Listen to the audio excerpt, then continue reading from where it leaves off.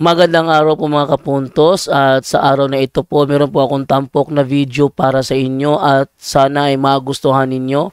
Kaya sa mga bago pa po sa aming channel, please po don't forget to hit the subscribe button at ang notification bell para maging notified kayo sa bawat video na ilalabas ko sa channel na ito. At bilang kahilingan po ng punto por punto team at naway maintindihan po ninyo, sana po wag nyo pong i-skip yung mga ads sa aming mga video. Sa maliit na bagay na po na yan, malaking tulong po yan sa ating programa at sa ating ministry. Sana po maunawaan po ninyo. Maraming salamat po, kaya wag na po natin patagalin. Simulan na po natin.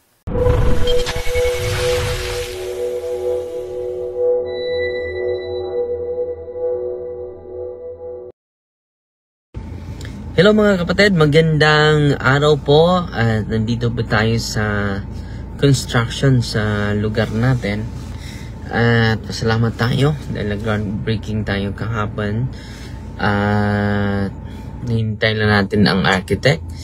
At ngayon mga kapatid, merong katanungan about baptism mga kapatid.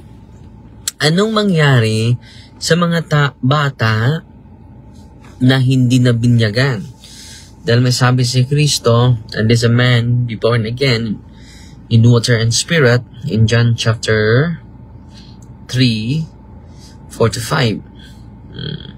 Namasahin natin para malaman natin ang sinabi ni Kristo. Nicodemus said to him, "How can he enter a second time into his mother's womb and be born?" Jesus answered, "Truly, truly, I say to you, unless one is born of water and the Spirit, he cannot enter the kingdom of God." So, anong sabi dito? Malinaw na malinaw to Truly, truly, I say to you, unless one is born of water, may silang siya sa tubig at sa Espiritu, hindi siya makapasok sa kaharian sa langit. So, ano ba itong kahulugan born of water and spirit? It's a direct reference to baptism. Ano ito? Direct reference to baptism, which is the sacrament of spiritual rebirth. Anong tawag dito? Spiritual rebirth. No? So, sa mga hindi pa nagpabautismo, delikado po. No? So, unless one is born of water and spirit, he cannot enter the kingdom of heaven. So, this passage is foundational for the church teaching that baptism is necessary for salvation. CCC, may pinukog tayo, CCC 12:15. Ito ang nakasulat mga kapatid. This sacrament is also called the washing of regeneration and renewal by the Holy Spirit, for it signifies and actually brings about the birth of water and the Spirit, without which no one can enter the kingdom of God. John chapter 3:5. And then may isang talata dito, Titus chapter 3:5. Basahin natin. Ito sabi ni San Pablo. Ito yung sabi ni San Pablo mga kapatid. Walang signal. Okay. Sabi na, He saved us not because of the deeds done by us in righteousness, but in virtue of His own mercy, by the washing of regeneration and renewal in the Holy Spirit. So, ito po ay patungkol po ito sa washing of regeneration, points to the cleansing power of baptism. Ito yung Catholic understanding Washes away original sin and brings new life. Renewal in the Spirit refers to the sanctifying grace given by the Holy Spirit at baptism, making us new creation in Christ. Salvation is by grace. Tingnan na, salvation is by grace, not earned by good deeds, but involves cooperation with God's mercy, which is received sacramentally through baptism. So, malinaw na malinaw mga kapatid, na it is not earned by good deeds. Ang kahulugan nito, yung grasya ng Diyos, hindi bunga sa atin. Bunga po iyon sa gawa ni Kristo, yung suffering redemptive act ni Kristo dun sa cross. Pero hindi ang hulugan, hindi tayo mag-cooperate. No? Co-cooperate tayo sa ating Panginoon. No? Malinaw naman, it involves cooperation with God's mercy. So, hindi tayo ma-enjoy sa grasya ng Diyos without our cooperation, without our response. So, sa tanong mga kapatid, ito yung tanong mga kapatid na sasagutin natin. Paano yung mga bata? Dahil sabi ni Kristo po, hindi makapasok sa kaharian ng Diyos. Ang hindi mabinyagan, hindi maisilang sa tubig at sa espiritu, isilang muli, no? So, ito yung sagot ng simbahan, no?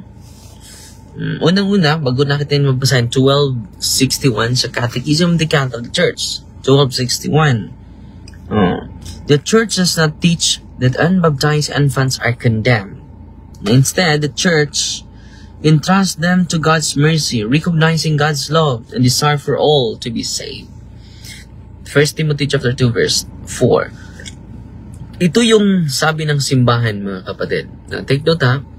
Hindi po ito sarili ko lang. Ito yung sabi officially ng ating inang simbahan. Sabi niya, sa ating simbahan, as regards children who have died without baptism. Bakit namatay sila? Walang kaalaman na pwede pa naman yung mga tatay ang magbautismo, emergency baptism, pwede kayo magbautismo. Even the non-baptized can baptize, no, in case of emergency. Okay? Anong sabi ng simbahan? As regards children who have died without baptism, the Church can only entrust them to the mercy of God, as she does in her funeral rites for them. Indeed, the great mercy of God, who desires that all men should be saved, and Jesus' tenderness toward children, which caused him to say, let the children come to me, do not hinder them, allow us to hope that there is a way of salvation for children who have died without baptism. So sabi nito, let the children come to me, do not hinder them. So, anong sabi ng simbahan? Allow us to hope that there is a way of salvation for children who have died without baptism. There is a hope. Dahil sabi niya, let the children come to me, do not hinder them. All the more urgent is the Church call not to prevent little children coming to Christ to the gift of the holy baptism. Kaya nga, yung mga anak ninyo, huwag kayong papayag na hindi yan mabautismuhan agad. Huwag kayong mag-rely sa handa. Dapat yung bata, bautismuhan na agad. Nung una, 8 days old pa. Hindi pa nakalabas yung nanay sa ospital, dinala na ng magulang yung bata para mabautismuhan. No? So, we entrust them to the mercy of God. And Jesus' special love for children gives us further hope. Further hope.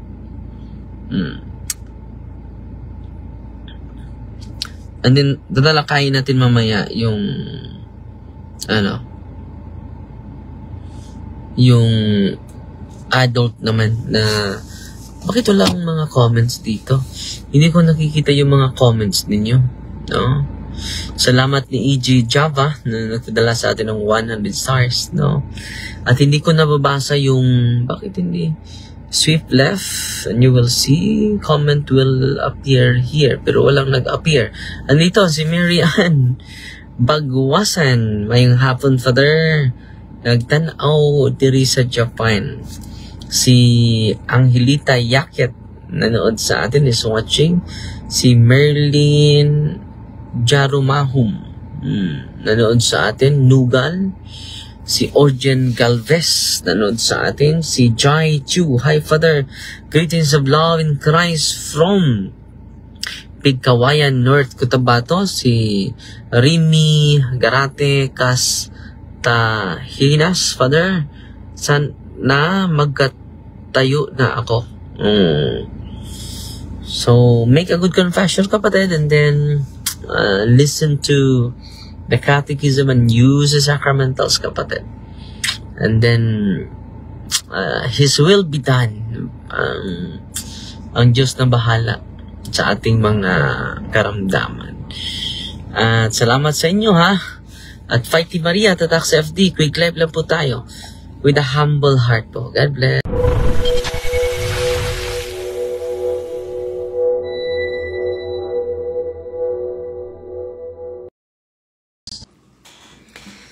Hello mga kapatid, kumusta po? At sana po ay nasa mabuting kalagayan po kayo, mga kapatid. At kumusta? Bakit hindi ko nakita yung mga ninyo? Comments will appear here. Tingnan natin. So, hintay lang tayo mga kapatid, sa mga taga-subaybay natin, taga-sunod natin.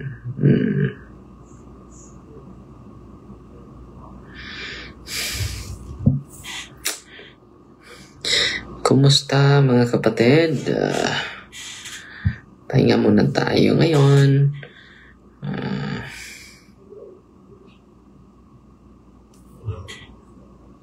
Ano nangyari ito? Discard?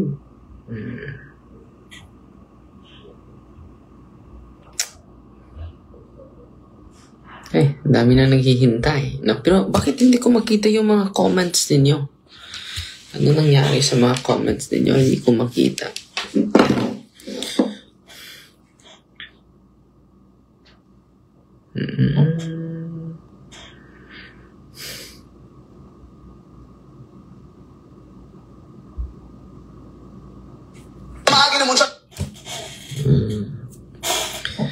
So ito yung share ko sa inyo ngayon mga kapatid. Wait ha.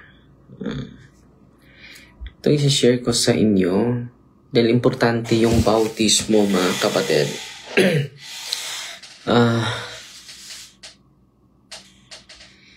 In case of emergency, the necessity of baptism, 1252, the Lord Himself affirms that baptism is necessary for salvation. He also commands His disciples to proclaim the gospel to all nations and to baptize them.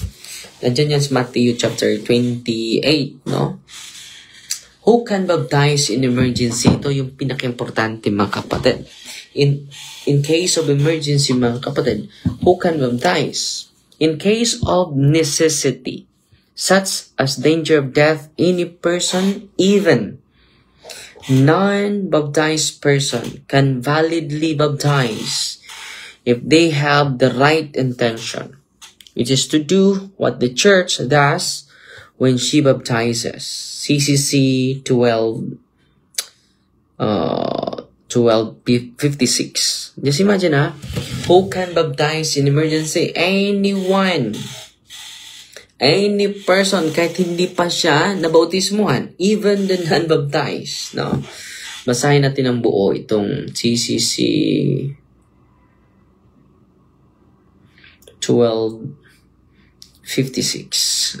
Basahin natin ito yung document ng simbahan na gusto ko na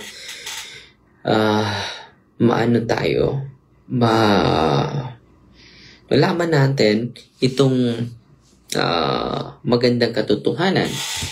Babasahin ko litra po litra, no, sa ating babasahin natin sa official teaching ng simbahan 1256. The ordinary ministers of baptism are the bishop and priest in the Latin church, also the deacon, Ang ordinary ministers, the bishop, the priest, and the deacon, in case of necessity. Ano? In case of necessity. Anyone, even a non-baptized person, with the required intention can baptize by using the Trinitarian baptismal formula. So, I baptize you in the name of the Father and of the Son and of the Holy Spirit. Example, ang pangalan niya ay Eva. Eva, I baptize you in the name of the Father. Kuha ka ng malinis na tubig. In the name of the Father and of the Son and of the Holy Spirit.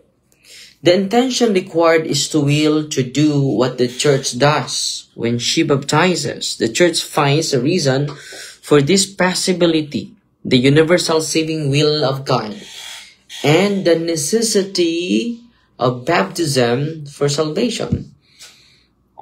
So kita ninyo, even the non-baptized, kahit atheist pa, basta alam niya how to do baptism, and then alam niya yung intention ng simbahan. The reason for this possibility in the universal saving will of God and the necessity of baptism for salvation. And so many nito, ordinary ministers, bishop, priest, and deacon. Extraordinary situation, like in danger of death, anyone. So, sa mga nakikinig ngayon, lalong-lalo na nandyan sa emergency hospital, tanungin nyo, Katoliko ka ba? Nabautismuhan ka ba? So, yung mga nurse, mga doktor, kung alam nila ito, sila magbautismo. So, sabihin nila, ako ay Kristiyano, hindi ako nabautismuhan bilang Katoliko, o gusto ko maging Katoliko, pwede. In extra ordinary situation, like danger of death, anyone, even a non-Christian, non-baptized, di ba? Even atheists can do this. Can validly baptize as long as they use water. They say the correct words, I baptize you in the name of the Father. Trinitarian formula dapat the name of the Father. Sabay yung pouring. I baptize you in the name of the Father. Example, Eva, I baptize you in the name of the Father. And of the Son, tatlong beses, and of the Holy Spirit. Sabay, yung pag-utter mo, the name of the Father, ibubunin mo, in the name of the Son, and in the name of the Holy Spirit. Amen. And they intend to do what the church intends through baptism. So, for the sake of salvation, yan ang intention ng simbahan.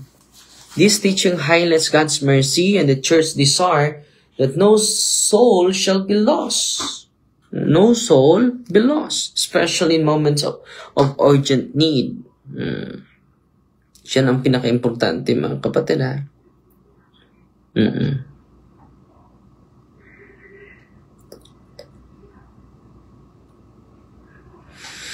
So the one baptizing should pour water on the person's head, or immerse if possible. Kung 50-50 na, hindi mo na i-immerse yan. No, pouring of water. And then the proper form is, I baptize you in the name of the Father and of the Son and of the Holy Spirit. Amen. So, yan, anyone mga kapatid maka-bautismo. At yan po ang magandang katotohanan na ating matutunan sa ating inang simbahan, mga kapatid, no? Na salamat sa ating Panginoong Hesukristo. At mamaya, mag-relive tayo, mag-share tayo bago tayo matulog, no? Mag-share tayo ng konting sharing. Para, ang dami natin dapat matutunan, no? Sa ating inang simbahan, hindi na natin, quick live lang po ito. Para naman, meron pa tayo, ang dami po.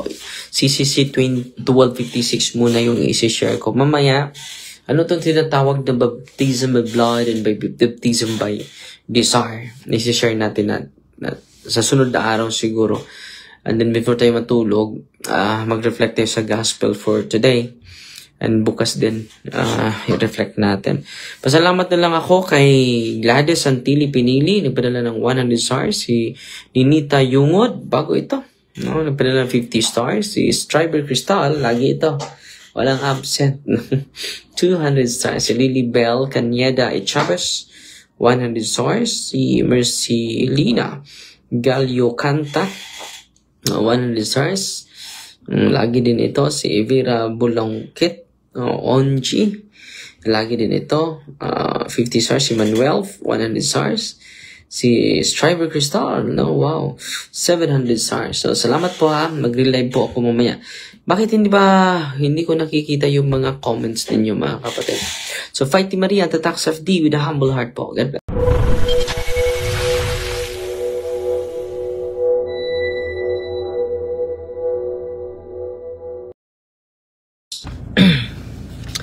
So, magandang umaga po sa inyong lahat at sa nandito sa ating live ngayong umagang ito. So, marami tayong matutunan. Salamat sa nitong libro. Ang ganda ng libro ito, The Exorcist Files, True Stories about the Reality of Evil and How to Defeat It, by Father Carlos Martins. So, meron siyang pasyente, mga kapatid. Pangalan ay Christopher.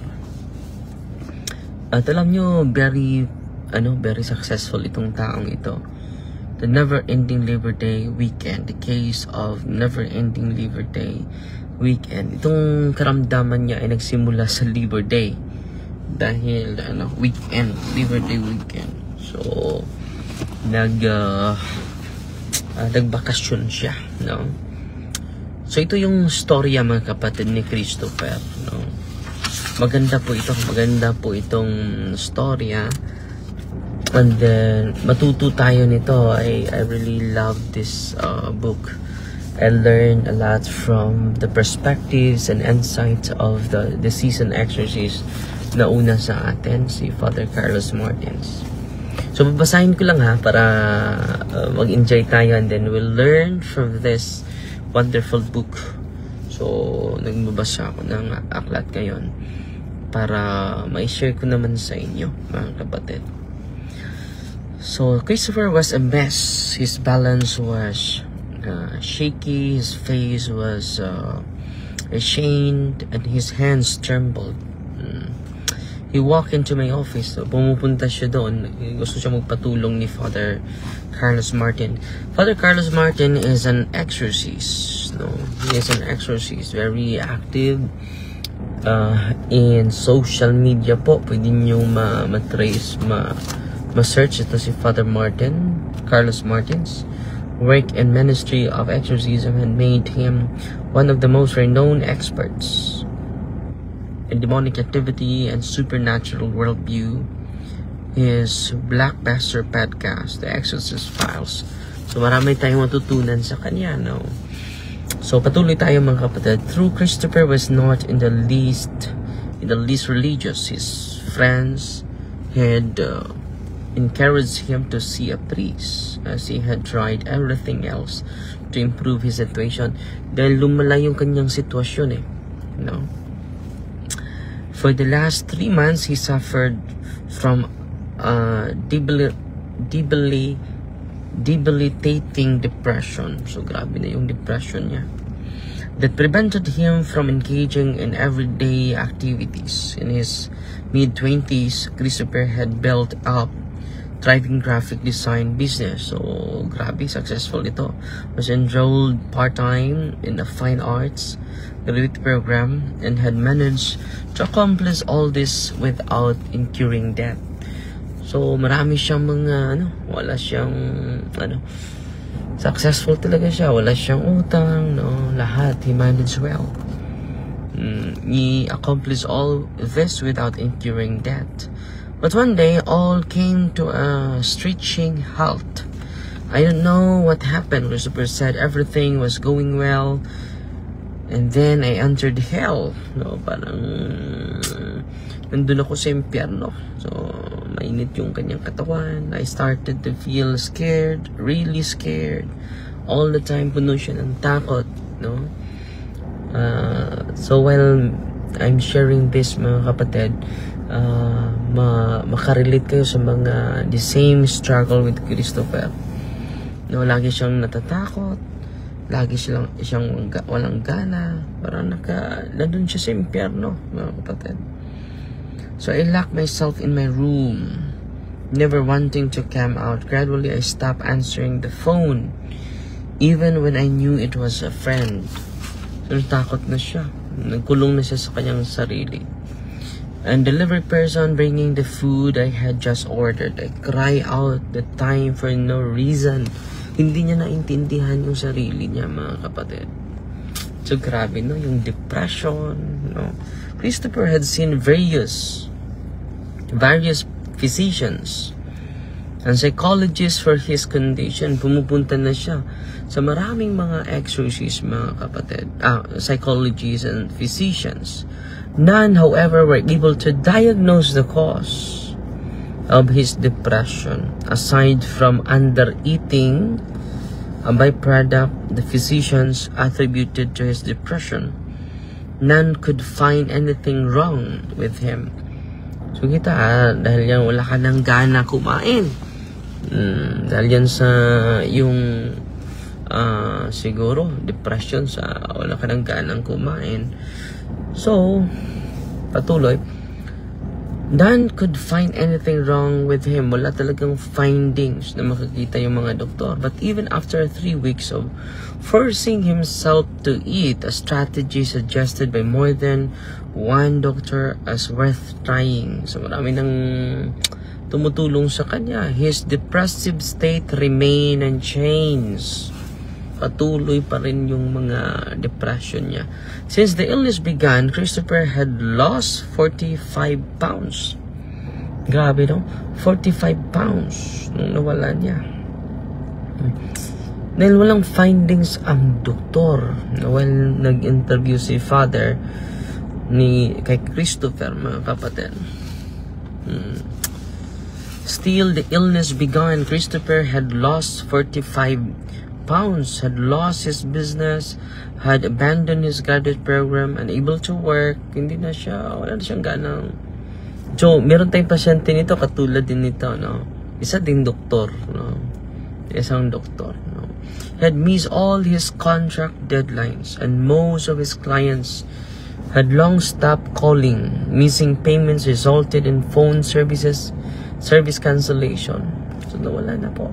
Wala na siyang gana. So ngayon, ito yung pinakamagandang tanong ni Father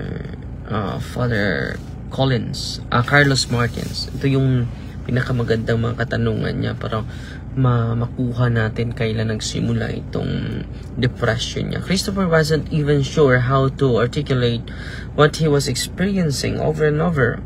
All he could say was, I've entered into hell. Parang nasa loob ako ng impyerno.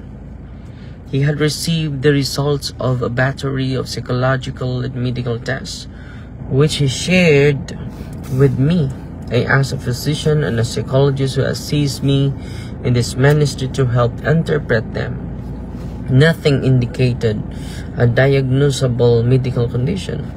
Where do you start feeling this way? So, kailan ito nagsimula? So, tinanong niya si Christopher, kailan ito nagsimula? Ito, no? Ito yung mga revelation niya. No? Kailan ito nagsimula? 3 months ago, he answered. Are you able to pinpoint a specific day? Pwede ba? Ano ba yung specific day nangyari ito? Are you able to pinpoint a specific day? Thinking about it for a moment, he replied, a Tuesday after a Labor Day. Labor weekend, di ba? That was the first day you felt like this? Yes. Sunod na tanong, what did you do on Labor Day? Ano ba yung ginagawa mo sa Labor Day, sa Tuesday? I was at a beach house vacationing. Doon ako sa isang beach. Doon ako nagbabakasyon. Who were with you? A friend. Ano ba ito? Babae, lalaki? Lalaki. Babae. Imo ba ning girlfriend? No. Did you have sex? Clearing his throat. Christopher replied, yes. No. Do you have sex? Did you have sex?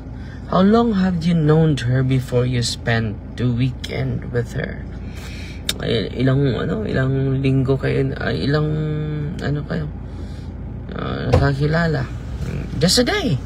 I met her that Friday. Nakita kami sa Biyernes. We agreed to spend the long weekend at beach house and I rented. He explained that he met her through a dating app, a cell phone. And the only thing he knew about her was that her name was Lisa. Yung pangalan ng babae ito ay Lisa. So, nag-rent sila, bakasyon. At sa araw na yan, nagkakilala sila. No? And then, they agreed to enjoy the weekend. No?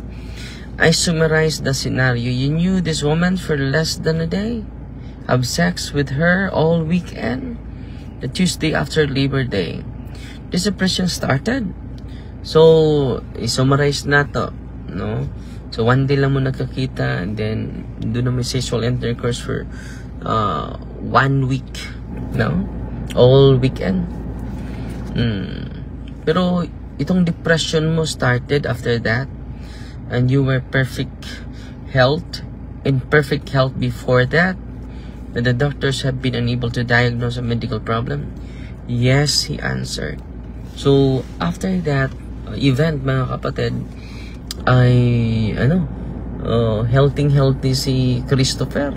No, yes, he answered. Then Christopher, I said, I suspect your experience, sabi ni Father ko, suspect ko na demonic transference ito through Lisa. Demonic transference. She probably gave you demons. Ito yung suspect ng exorcist, mga possibilities. Pero hindi convinced hindi convinced si Christopher.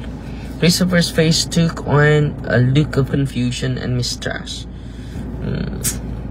Hindi siya naniwala ni Father Martin Carlos Martins. He had no relationship with God and no religious formation. Although he appeared to be a decent and hardworking individual, he was acquainted only with the words, ways, and morality. He related his belief that demons are the stuff of horror movies. Hindi siya convinced, no? So, umalis si Christopher, na kapatid.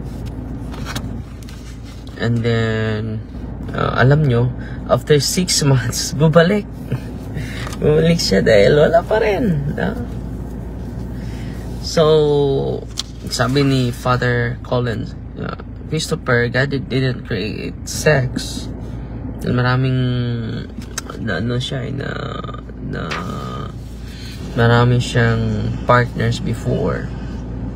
I tried to explain Christopher in terms he understood. Christopher didn't create sex merely for the pleasure of the participants. He created to be holy. Through sex, we assist him in creating. A sexual intercourse is how God brings about new life. It produces a union so strong that endures long after the sexual act is complete. So, mga 6 months later, mga kapatid, bumalik si Christopher kay Father Carlos Martins. I did not hear from Christopher for another 6 months. He later called requesting another appointment. Dahil hindi siya niniwala, no? So, lumipas pa ang 6 na buwan. He later called requesting another appointment. When he arrived, he looked much worse than before. He was thinner and his eyes were sunken, that they appeared blackened from a fight. Maraming mga pasa. By now, he has suffered for 9 months with his debilitation. Grabe na yung niya, panghihina niya. Just 9 months yung suffering niya. Dadagdagan pa ng 6 na buwan dahil hindi siya niniwala sa exorcist eh. No? I'll do anything you want me to do, Christopher pleaded. I just want this to end before it kills me. So sabi ni, tulungan mo ako. So gagawin ko na yung gusto mo. No, yung instruction mo, Father. So, honestly, okay, let's begin. Sabi ni Father Carlos Martin, let's begin. Itong tanong niya, I asked, do you believe in God, Christopher? Honestly, no. But if God can make this go away, I sure will, he replied. His answers was perfect. He was honest about his lack of belief, but was open to being proven wrong. Then let's give God the chance, I answered with a smile, and I began sprinkling him with holy water. So, nag-deliverance si Father. It has received a blessing to drive away evil. I put on a stole, placed my hand on his shoulder, and began to pray. Lord, ito yung prayer ni Father. I give thanksgiving prayer. Today, Lord, I give you thanks. I thank you for creating Christopher. I thank you for And after that, by this point, tears were flowing down Christopher's cheeks, and he was sobbing out loud. Sumiyak siya. Out loud, It was obvious God was doing something. I said to him, Christopher, repeat after me in the name of Jesus. After a few moments and after regaining composure, he answered, in the name of Jesus. I then pronounced the following renunciation, pausing after each sentence so that he could repeat it. So, nakipagtalik siya sa hindi niya kilala. Delikado to, ito yung nangyari sa kanya, no? So, I renounced the sexual intercourse I had with Lisa. Ito yung prayer. Ito yung sinasabi niya. And all other sexual relations I have ever had. I sever myself from all my previous sexual partners, especially from Lisa. I give her back everything I took from her. And I take back what I surrendered to her. I ask you to bless her, heal her, and bring her into your heart. And I forgive her for any and every evil she may have willed against me. After hesitating, he repeated, I forgive her for any and every evil she may have willed against me. Finally, I said, I asked you in your goodness to bring to order what Lisa I have disordered. I asked you in your goodness to bring to order what she and I had disordered, he repeated. I asked you to sever from me and every demonic attachment, every evil spirit. Ito yung pabalik-balik itong prayer. And then, turning to Christopher, I pointed an image to Jesus on my office wall and said to him, now I am going pray for you. Just look at that image and do so. Ask Jesus to come into your heart and remove everything that is not of Him. So magdasal ka nito When nagdasal tayo, look at the image of Jesus. Invite Him.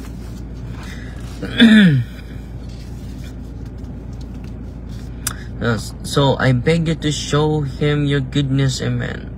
Nag-deliverance na si Father, no? Turning now toward the demon and demons attached to Christopher, I said, in the name of Jesus, I bind you, every evil spirit, every unclean demon, together with all your labors and machinations. Upon my word, I command you to depart from Christopher and go immediately to the place the Lord Jesus Christ, Son of God and Savior of the world, commands you. You are never to return to Christopher again. You must live wholly and completely, leaving behind no residue. You may not contaminate anyone or anything else as you depart. And you must not retaliate in any way. I command you to leave the mighty name of Jesus now. Alam niyo, Christopher's body began to tremble. Nanginginig siya even as he continued to look at the image. Nanginginig siya. Look at the image of Jesus. I took a deep breath and slowly blew it on him. By the time I finished, he was perfectly still. No? Kumalma na siya. I continued to pray silently over him for another 3 to 4 minutes. And he was again filled with emotion. Afterward, I sat back down in my chair. Christopher's face did not look as pale as before and looked peaceful. God's healing grace was evident. I asked him, as I was praying over you, did you see anything? Hear anything? Feel anything? Yes, he replied. When you thank God for making me, I felt heat coming from your hand, going inside me. It was very hot. Ang init. I had never felt heat like that. As I started the renunciation, I saw Lisa's face. Nakikita ko si Lisa. She was angry and looked evil. I never saw her like that before. Then she disappeared. What do you feel now? I asked. I feel peace, he said. Praise God. I responded. The demons and debilitating depression left Christopher that afternoon. Completely healed na po si Christopher, no? Grabe. Because of the sacraments. Dahil hindi pa siya, gradually na renew si Christopher. That day was the first of the new life in God.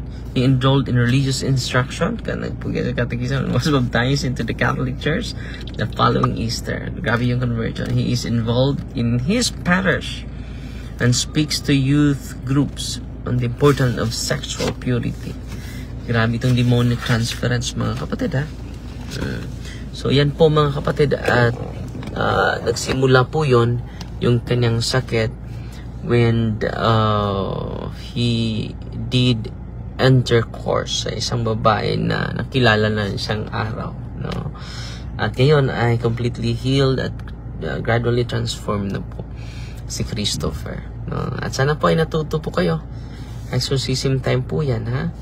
At pasalamat na lang ako ni Grace Salabi, nagpadala ng 500 stars. Salamat po. Si Arlene Pipito Noval, 50 stars. Si Gina Apatan Dinukot, 50 stars. Si Briones Joe, no, 150 stars. Si Janine, kumusta, Father? Nag-regards mo si Idol, oh. Hi, ma'am. Nagpadala ng 100 stars. At si Gina Apatan Dinukot, 50 stars. Si Nanay Gina Guevara, 100 stars. At si Maria Marilyn Cornofio, wow, 600 stars. At si Siba Naamet Signabla, 55 stars. At si E.G. Cava, 100 stars. Si Ruina Tupas, 100 stars. Si Malak Ganel, 200 stars. Salamat po. Hindi ko mabasa yung mga comment ninyo, pasensya na po. Fighty Maria, Tatax FD with a humble heart. Amen. God bless.